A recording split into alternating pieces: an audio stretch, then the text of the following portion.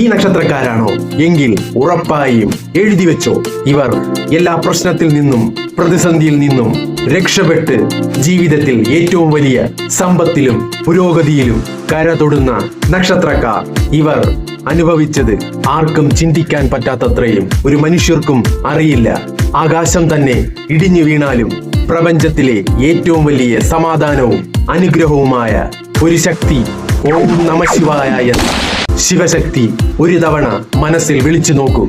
ഈ നക്ഷത്രക്കാരുടെ മനസ്സും ഹൃദയവും ഭഗവാന് കൊടുത്തു നോക്കൂ. ആ ശബ്ദം കേൾക്കും മഹാദേവൻ. ഈ നക്ഷത്രക്കാരിൽ ഒരു മാറ്റം, ഒരു അത്ഭുതം സംഭവിക്കും. അതിനുള്ള ഉത്തരം ഈ നക്ഷത്രക്കാരുടെ അരികിലെത്തിയിരിക്കും. ഈ നക്ഷത്രക്കാർ അനുഭവിച്ചത് എന്താണെന്ന് ഭഗവാൻ അറിയാം. തകർക്കാൻ നോക്കുക എന്നതാണ് ചിലരുടെ ലക്ഷ്യമെങ്കിലും തകർത്ത് മറികടക്കുക എന്നതാണ് ഈ നക്ഷത്രക്കാരുടെ ഏറ്റവും വലിയ വിജയവും ഉയർച്ചയും.